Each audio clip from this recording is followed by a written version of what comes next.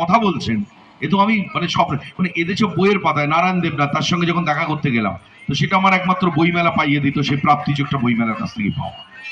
আহ, তোমাকে আরেকটা জিনিস আমি যেটা জিজ্ঞেস করব, তুমি যেহেতু অভিনয়ের সঙ্গে ওতপ্রোতভাবে জড়িত, আমরা এখানে অনেক ছেলেমেয়েরা আছে, তোমার কাছে ভয়েস মডুলেশন তো শুনবোই। তুমি যখন ওদেরকে জিজ্ঞেস করবে কিরে কেমন আছিস, সেটা নানান ভাবে তোমার কাছে শুনবো। তবে যেটা সব থেকে বেশি এখন তোমার কাছে জানতে ইচ্ছে করছে, সেটা হলো, মনে করো তোমার একজন ফেভারিট পার্সনের কথা বলি, তোমার একজন আমরা ফুটবলের যদি কথা বলি, চুনি গোস্বামী। হ্যাঁ, বাঙালিদের আমি কথা বলছি।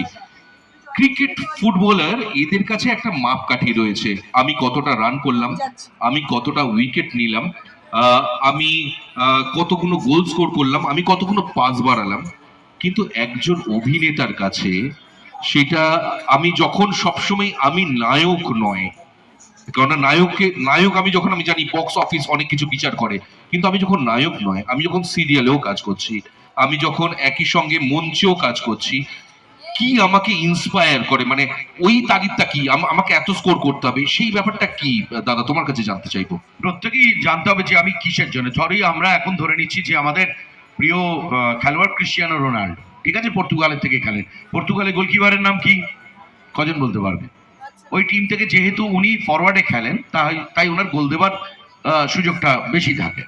ঠিক তেমনি যিনি প্রথমে নামেন ওপেনার, বা তার সেকেন্ড রাউন্ড বা থার্ড রাউন্ডে নামে, থার্ড নামে, তাদেরও রান করার জায়গাটা বেশি থাকে। তো আমি যেটা নেমেছিলাম, যে আমি যদি এখন ভাবি যে আমার জনপ্রিয়তার ওই লেভেলে নয় কেন, এই জন্য আমি এখন ধন্যবাদ জানাবো একজন মানুষকে, আমার বাবাকে।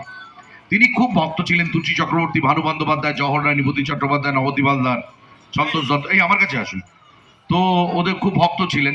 তো ছোটবেলা থেকে আমার একটা স্বপ্ন তৈরি হয়েছিল যে মানুষরা সহ অভিনেতা বা সহ অভিনেত্রী, ছায়াদেবী থেকে বলো, আমি এটাই হব।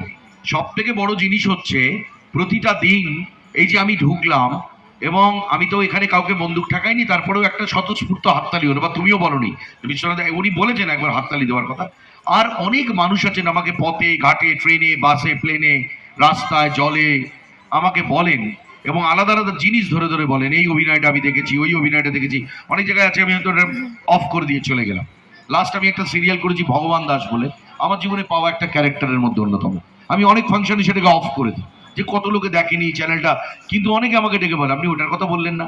এই হচ্ছে ইন্সপিরেশন, এটা সকালে ঘুম থেকে আমাকে তুলে দেয়, কারণ ওই মানুষগুলো আমার জন্য অপেক্ষা করছে, ওই মানুষগুলো পারফর্ম।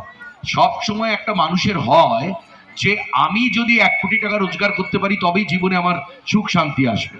আমি তাতে বিশ্বাসী নই। মানে পুরো পশ্চিমবঙ্গ আমাকে উত্তম কুমারের চোখে দেখবে তবেই আমার অভিনেতা হিসাবে আমার সাফল্য লাভ হবে, এটা আমার কখনো মনে হয় না।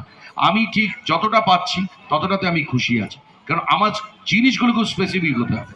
পৃথিবীর সব থেকে ভালো খাবার যাই হোক না কেন, তুমি সন্ধ্যেবেলা আমাকে মুড়ি আর তেলে ভাজা ছাড়া খুশি করতে পারবে না। তো দ্যাটস ইট।